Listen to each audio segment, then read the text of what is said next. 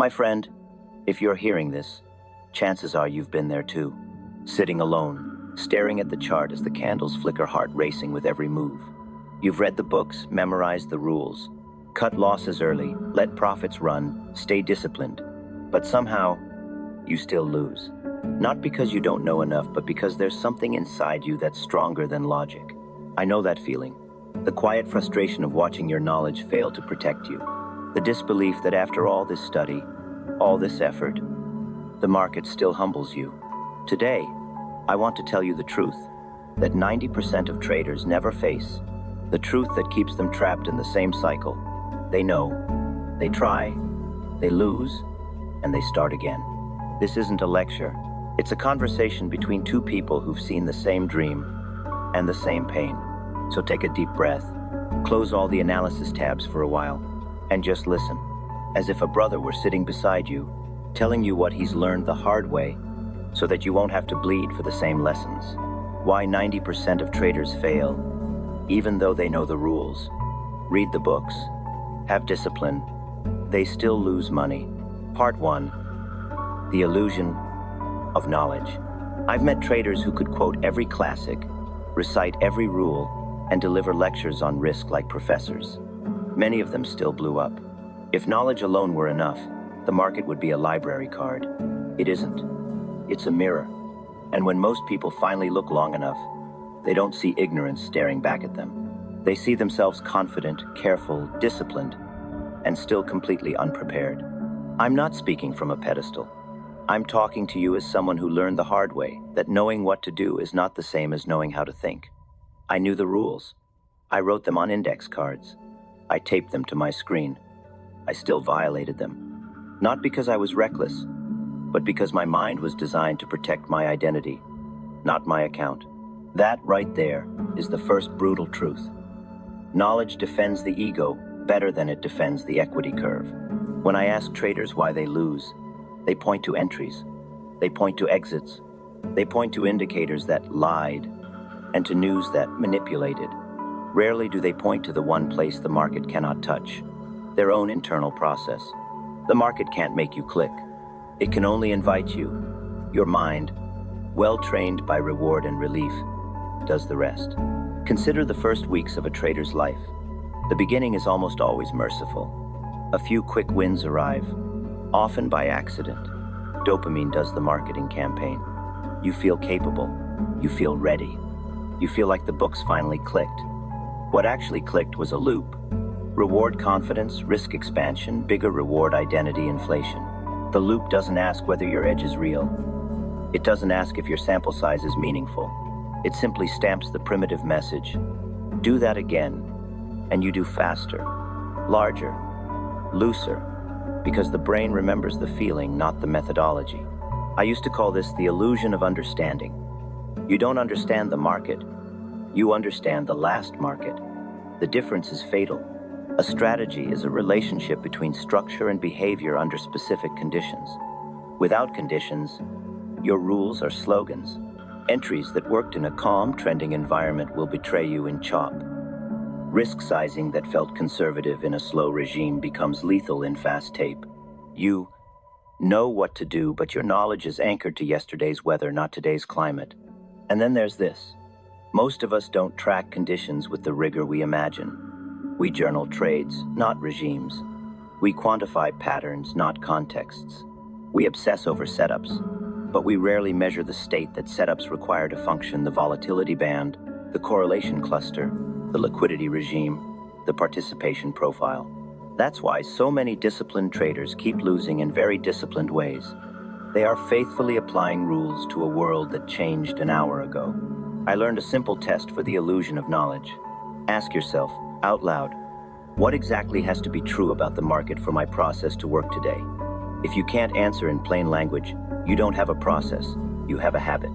If you answer but cannot measure those truths in real time, you don't have a process, you have a story. If you can measure them, but won't stop trading when the conditions disagree, you don't have a process. You have an addiction. You will hear me use a word that scares people. Surrender. Not the weak kind, the honest kind.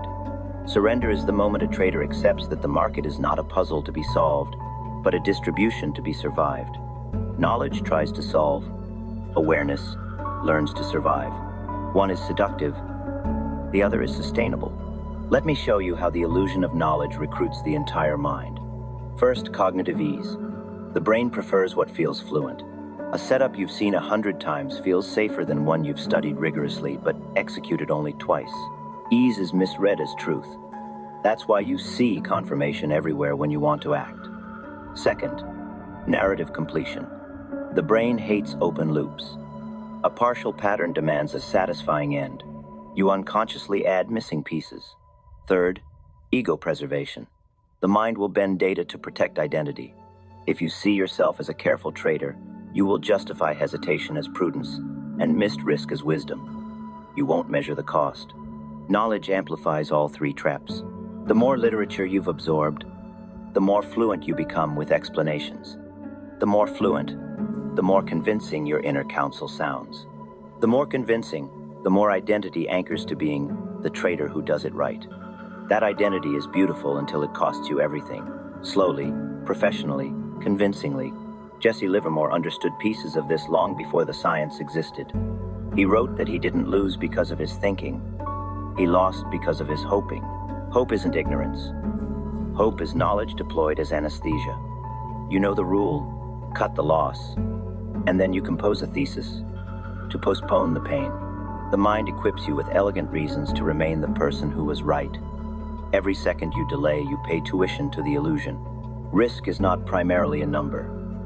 It is first a relationship between your identity and uncertainty. If your identity must be correct, uncertainty becomes intolerable. You will pay any price to make it end average down. Remove the stop, widen the stop, add just a little more, because it can't go lower. If your identity can be wrong and remain intact, uncertainty becomes data. You can hold loss and still see clearly. The same chart, the same rulebook, two different relationships to uncertainty, two different lives. I like to tell traders to upgrade their vocabulary. Don't say discipline when you mean tension. Many disciplined traders are tense traders. They obey rules with clenched teeth. They treat the plan like a cage. Their discipline is a punishment for not being perfect. That isn't discipline. It's self-violence. Real discipline is a design that removes discretion where discretion becomes self-sabotage. It isn't the will to fight impulses. It's the wisdom to pre-commit so impulses never get to vote. Years ago, I thought I had solved discipline with lists and alarms. It helped until the market accelerated. Under pressure, the body speaks louder than the list. Heart rate climbs, breath shortens, field of view narrows, tunnel vision. All perfectly normal biology. None of it cares that you read the right book. I learned to regulate the body first. Breathe down, widen the gaze, name the feeling. You can't outthink a nervous system in alarm. Calm first, decide second. Knowledge belongs to the thinking brain. Risk is paid in the feeling body. When you start trading from a regulated state, you notice something sobering. Much of what we call signal was actually urge.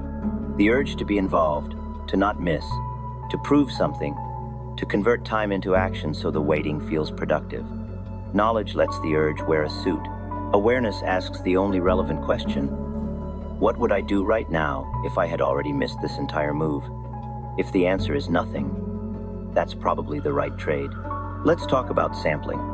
The mind commits a quiet felony here. Suppose you tested a setup on a backtest that spans 10 years. It looks solid. You trade it for 3 weeks, take a drawdown, and abandon it for something more responsive. What happened? Your mind compared a decade of hindsight to 15 days of lived uncertainty and chose the comfort of novelty. It wasn't that your knowledge failed, it's that your tolerance for randomness did. You have to outlast the volatility of results long enough to discover the truth about your edge. Most traders never meet their edge because they keep firing the process before the process can reveal itself. Patience isn't waiting. Patience is holding standards under discomfort. Waiting without standards is avoidance. Waiting with standards is craft. Knowledge is full of standards. Only awareness can hold them when they cost you. I want you to see how "I know the rules" becomes a trap in risk sizing. Many traders memorize fixed fractions or neat 1R divided by 3R narratives. They trade size as if size were a moral commitment, not a variable coupled to regime. If realized volatility doubles and your position size does not halve, you didn't keep your risk constant, you doubled it while calling yourself consistent. That's not discipline. That's a static policy in a dynamic system. Consistency that ignores state is vanity. Consistency that adapts is professionalism. Edge lives in state, risk lives in state, expectancy lives in state. The books taught you that expectancy equals win rate times average win minus loss rate times average loss. True, but incomplete. The hidden multiplier is regime compatibility. Apply the best trend following process in a mean reverting chop and expectancy collapses. Apply the cleanest reversion rules into a one-way trend and discipline is nothing but controlled bleeding. You did everything right, but in the wrong state. The market doesn't reward correct behavior in the abstract. It rewards correct behavior in the current environment. So the question that changed my trading was painfully simple. What is the minimum I must measure about state before I'm allowed to trade my setup? I forced constraints. No trade without a volatility bracket, a breadth snapshot, a liquidity glance, and a basic correlation check. 10 minutes. No sophistication, just a habit of asking, is today similar enough to the days that paid me? Knowledge made my setups possible. Awareness made them permissibly executable. There is another illusion hiding under I have discipline. The moralization of outcomes. You do the plan perfectly and still take 8 small losses in a row. You feel punished. You feel like the universe is pointing a finger. The next trade appears and your body trembles. The temptation is obvious.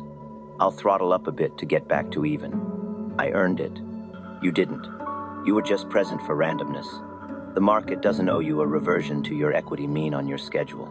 It owes you nothing. The only thing that correlates with deserving is the quality of your next decision under fatigue. A curious thing happens when you decouple identity from outcomes. You start seeing errors you previously defended as style. I once believed I was a patient swing trader.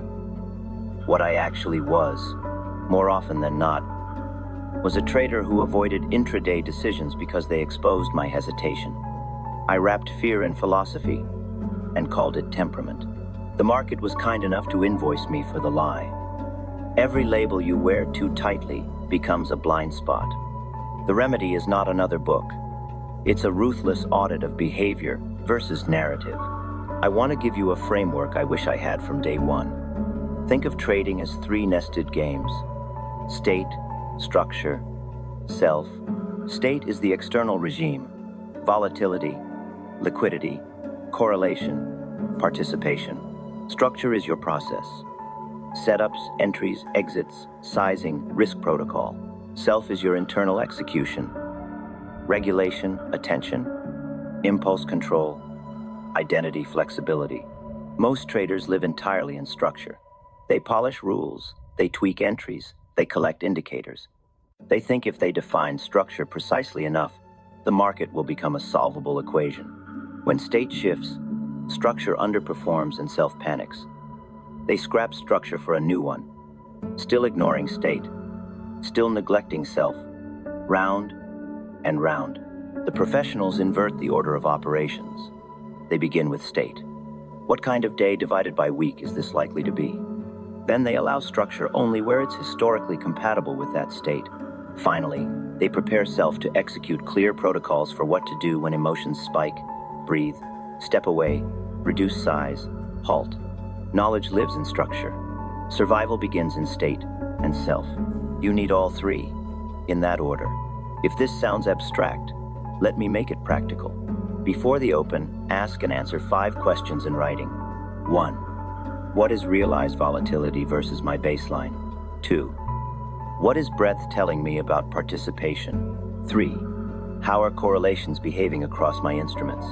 4. What is liquidity doing at my time of day? Woo. Given the above, which of my setups have permission today, and at what size? Then ask one more. If I wake up inside a losing streak by midday, what pre-committed action will I take? If you don't pre-commit, you will negotiate with your worst self in real time. That negotiation always ends with just one more. Knowledge can't save you there. Only a promise you made to yourself when you were sane. If you've followed me this far, something in you already knows why knowledge fails. It fails because it is stored in the rational brain, while money is lost in the reactive brain. It fails because information comfort feels like control, and you trade to maintain that feeling. It fails because risk sits in the tails of distributions, and our intuition lives in the center. It fails because most of us would rather feel right than be resilient. Here's a paradox that separates the 10% from the crowd. The more certain you need to feel before acting, the less likely you are to survive. Certainty is a drug. It narrows perception. It makes you late when you should be early and sticky when you should be gone. The point of all the books and all the rules was never to build certainty. It was to build clarity. Certainty says, this will work. Clarity says, if it doesn't, I still will. Oh, and that, in the end, is why the illusion of knowledge is so dangerous. It protects identity at the cost of adaptability.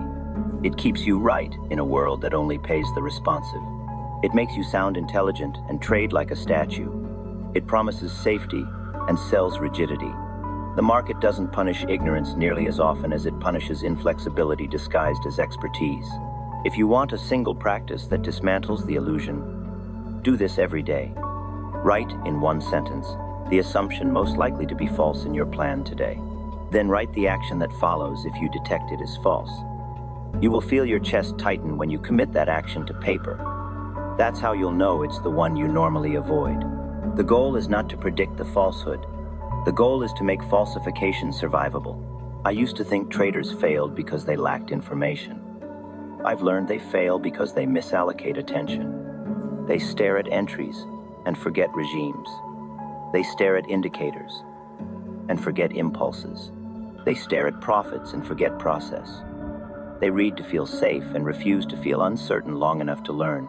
There's a line I carry with me on a yellowed card. It isn't from a trading book. It's from the world itself. The market rewards honesty with information and punishes denial with invoices. The invoices arrive whether you open them or not. The information hides in the only place you're scared to look. And so we arrive at the threshold that divides the 90% from those who quietly endure. Will you keep sharpening knowledge to protect who you think you are? Or will you surrender the costume and build awareness that protects what you can become?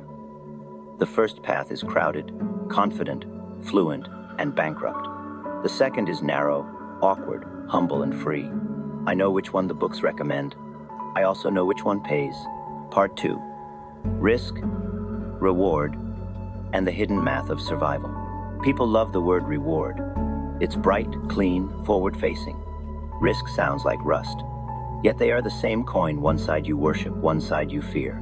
Most traders lose, not because they misunderstand reward, but because they misprice risk. They chase asymmetric payoff in theory, while building symmetric destruction in practice. Let's begin with a truth few admit. Markets do not pay you for being right. They pay you for being less wrong, longer. That difference between rightness and survivability is invisible until you bleed. 1. The hidden equation. Every trade hides a math problem. Expectancy equals probability of win times average win, probability of loss times average loss. You know this formula. Everyone does. But few understand its living nature. Expectancy is not a constant. It's a moving creature shaped by volatility, liquidity, slippage, and your own emotional stability. A 3R target means nothing if your real-world variance changes faster than your conviction. Professionals view expectancy not as arithmetic, but as ecology. Every variable interacts. The market regime, the trader's state, the execution environment. Retail traders treat it as a scoreboard. Veterans treat it as weather. You cannot optimize expectancy if you ignore drawdown geometry. A 50% loss requires 100% gain to recover. Simple math, yet almost nobody internalizes it because the brain measures pain logarithmically and profit linearly. This mismatch births the illusion of resilience. You feel fine after a small loss, unaware that recovery time is doubled. 2. The discipline trap. Discipline, when worshipped blindly, becomes another risk factor. Traders think discipline means consistency of action. It actually means consistency of reasoning. If you cut every loss mechanically but never re-examine whether the structure still produces positive expectancy, your discipline merely accelerates decline. You're dying neatly.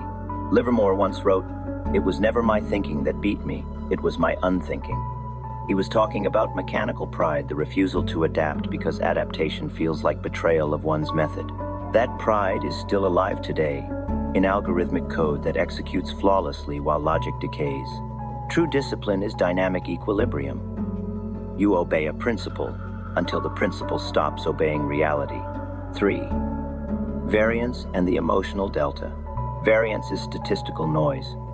To the nervous system, it's existential threat. A human being can endure only so many deviations before identity intervenes. Imagine two traders running the same system.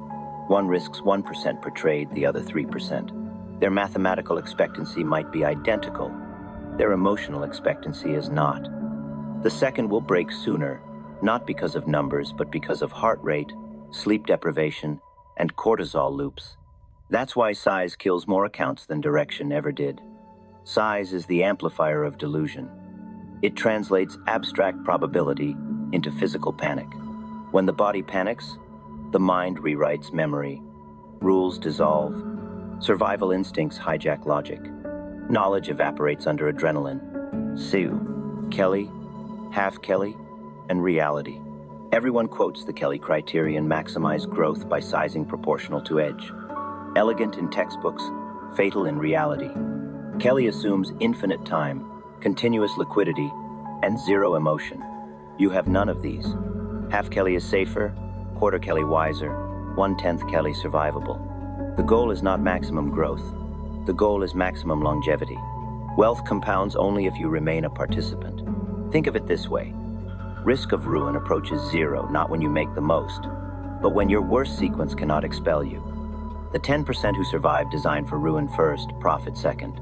The 90% reverse the order. 5. The mirage of high win rate. A 90% win rate sounds holy until you learn expectancy. If your average win is 0, 2R, and your average loss is 3R, your math guarantees slow death. But traders cling to accuracy because accuracy feels like intelligence. We crave being right more than being rich. Low win, high R systems feel emotionally wrong. Too many small losses before payoff. That discomfort filters out the few who deserve the edge. Markets reward those willing to look stupid longer. Livermore knew this intuitively. His greatest trades came after strings of failure that emptied rooms of believers. He said, "It's the sitting that makes the money." He didn't mean laziness. He meant statistical patience. The willingness to let expectancy express itself through variance without interference. 6.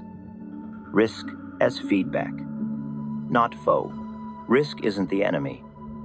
It's the language of the game.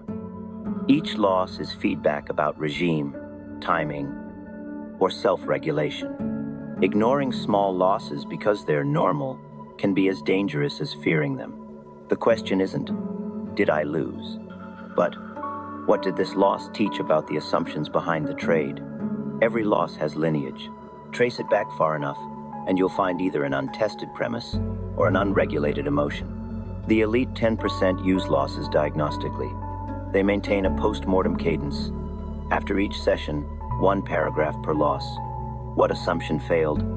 What state was I in? What variable changed? They don't romanticize pain, they mine it. 7. Time under exposure.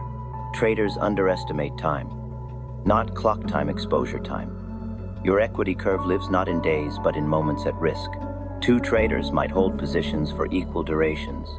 One holds during quiet hours, the other through macro events. Same clock, different danger density. If you measure success by duration instead of exposure, you misprice survival. Professionals know their exposure budget per week. When that budget depletes, they stop, regardless of mood or opportunity. Rest is risk management. 8. Correlation, the invisible leverage. Another silent killer, hidden correlation. You think you're diversified, 5 instruments, 5 trades, yet all respond to the same volatility cluster. When the regime snaps, correlation goes to 1, and your diversified portfolio behaves like a single oversized bet.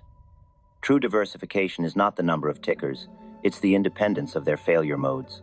Measure correlation during stress, not calm. In calm, everything looks uncorrelated just as humans look polite until panic tests them. 2. Reward without context. The obsession with reward ratios blinds traders to opportunity cost. A textbook 3R setup that appears once a week may underperform a 1R micro setup that appears daily under stable expectancy. Reward must be discounted by frequency and emotional drag.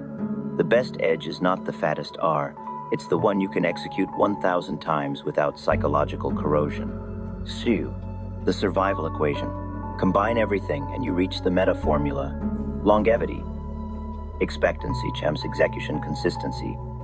Champs Vienna's ruin probability. Execution consistency depends on emotional regulation. Ruin probability depends on tail exposure. Most traders optimize expectancy and ignore the rest, which is like tuning an engine while the fuel line leaks. Livermore's career was the ultimate proof. He mastered expectancy but underestimated ruin probability, social, psychological, financial. The market didn't kill him. Leverage and isolation did. He was a mathematical genius without an emotional failsafe. The logic of the 10%. What separates the minority who last? Their relationship to uncertainty. They don't eliminate risk. They price it correctly. They size exposure so that any single event is an inconvenience, not a tragedy. They keep statistical humility, believing their edge is temporary, conditional, and perishable. They think in distributions, not outcomes. They accept that perfection is impossible, but bankruptcy is optional. That mindset turns fear into data and discipline into design. Transition to part 3. And so, as the chart resets and another day opens, the lesson deepens. Knowledge gives you methods. Awareness gives you survival. Math gives you permission. But something still hides beneath all of it. The psychology of identity, under uncertainty, the final barrier between the 90% and the rest. That is where we go next. Part 3, the psychology of survival. Identity, adaptation, and freedom. I used to believe trading was about prediction. Then I believed it was about risk. Now I know it's about identity. The chart is only a stage. The actor decides the tragedy. Every trader carries two selves, the performer and the observer. The performer wants to act to prove, to fix, to make back the loss. The observer wants to understand, to see, to adjust, to learn. When the performer dominates, trades multiply. When the observer awakens, losses shrink. The problem is that the performer is loud and the observer is quiet. Most of the 90% lose because they never learn to hear the quiet one. 1. The identity illusion. You do not trade the market. You trade your beliefs about it. Those beliefs aren't written on paper. They're written in identity. The conservative trader sees caution as virtue. The aggressive trader sees caution as fear. The same setup, same data, two opposite reactions because each protects a self-image, not an account. Identity is efficient, but dangerous. It filters complexity into comfort. When the environment changes, identity resists because changing strategy feels like changing self. The books tell you to adapt. Your ego whispers, but that's not who I am. And the market, indifferent, invoices the difference. Livermore fought this same ghost. Every great comeback began with reinvention, and every downfall began when he clung to being the great bear. The legend became a costume he could no longer remove. His trades started serving the myth instead of the math. You and I do the same in miniature. Every time we defend a position we should abandon. To survive, you must learn to trade as a verb, not as a noun. Trader is not an identity, it's an activity. The moment you treat it as who you are, the market gains power over your sense of worth. Then every tick becomes personal, and no human can stay rational when self-worth is fluctuating by the minute. Detach your worth from your profit and loss. It's not motivational fluff, it's operational necessity. You cannot think probabilistically while feeling existentially threatened. The market is the world's best biofeedback device. It knows exactly which part of you still take personally. 2. Adaptation. The forgotten edge. All edges decay. Some slowly, some overnight. The traders who survive are not the ones who predict best. They are the ones who recycle fastest. Adaptation is not creativity. It's humility in motion. It means you stop asking, will this system work forever? And start asking, what's the half-life of this advantage? You can map adaptation in 3 domains. 1. Technical, metrics, structure, regime filters. 2. Cognitive, perception, pattern recognition, narrative attachment. 3. Emotional, tolerance for ambiguity, speed of recovery after error. Most people update technical parameters and call it adaptation. Real adaptation begins in perception, noticing that what once looked meaningful now looks forced. The great irony is that the best traders are skeptics of their own clarity. They hold conclusions loosely. They measure conviction the way scientists measure bias, as something to be discounted, not celebrated. Adaptation costs energy. That's why fatigue ruins traders more than volatility does. Tired minds cling to habits. Rested minds reinvent. Rest isn't laziness.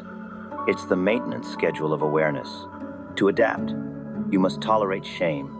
The shame of admitting that yesterday's wisdom expired. Many never do. They would rather die consistent than live adaptive. Consistency is worshipped because it feels moral. But in nature, morality belongs to predators that evolve. 3. The emotion economy. Every trader operates 2 ledgers, one in money, one in emotion. You pay in anxiety for every open position. You earn in relief when you close it. Your real account balance is the net between both. The market sells emotional states, disguised as opportunities. A green candle offers hope. A red candle offers urgency. The 90% buy emotions and receive volatility. The 10% buy volatility and sell emotions. They provide liquidity to panic and collect when equilibrium returns. To survive, convert feelings into data. Fear means risk is perceived greater than capacity. Greed means risk is perceived smaller than capacity. Both are errors of measurement. Regulate the instrument, not the signal. How? Breathe. Literally. Long exhales lower heart rate, restore peripheral vision, expand decision bandwidth. Journaling afterward rewires association. You prove to the nervous system that feeling danger doesn't equal being in danger. The body learns safety. The mind regains clarity. Discipline, it turns out, begins in the diaphragm. 4. The architecture of awareness. Knowledge lives in memory.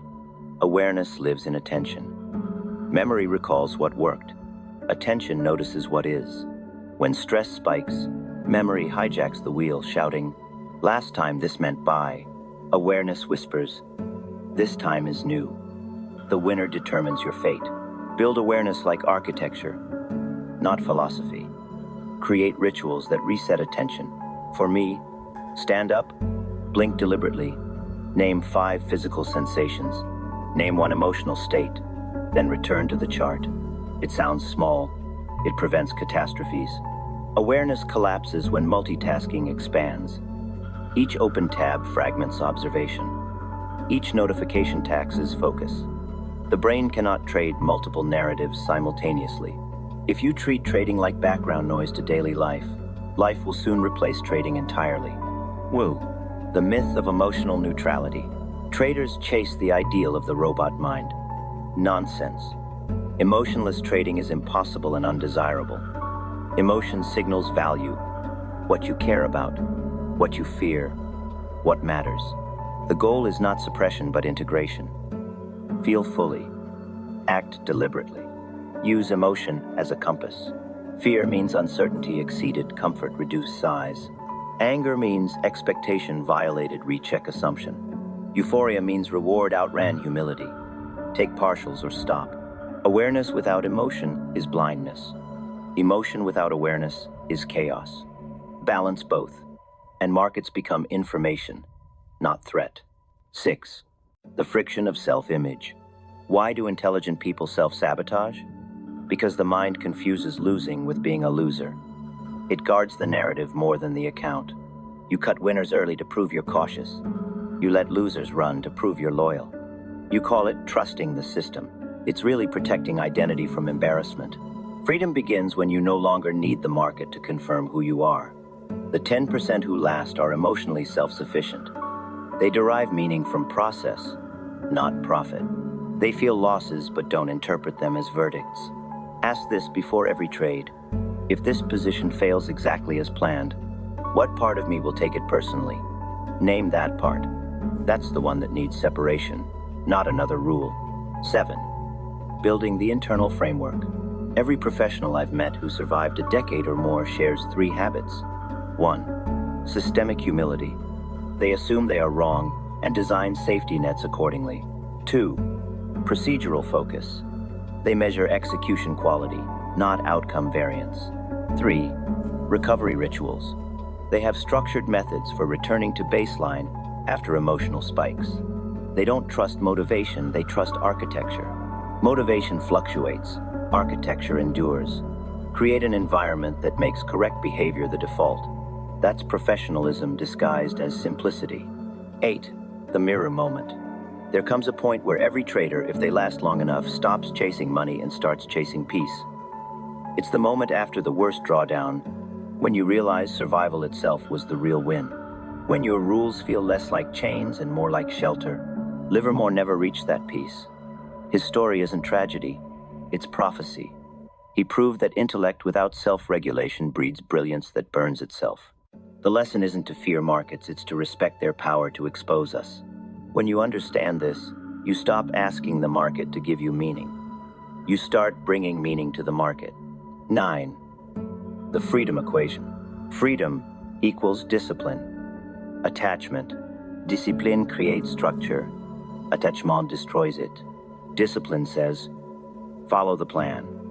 Attachment says, but I need this to work.